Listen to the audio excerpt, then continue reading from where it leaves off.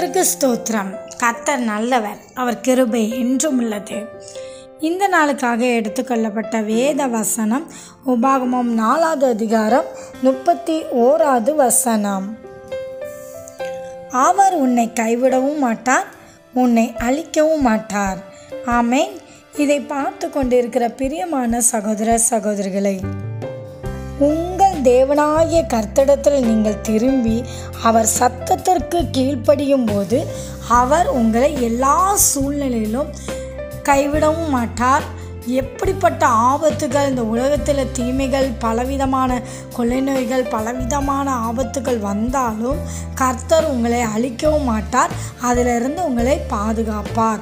ஆகவே நீங்கள் கர்த்தருடைய சத்தத்துக்கு கீழ்ப்படிந்து நடக்கும்போது அவர் உங்களை ஒருபோதும் கைவிட மாட்டார், உங்களை அழிக்கவும் மாட்டார். ஆமென். தேவன் தாமே உங்களை ஆசீர்வதிப்பாராக.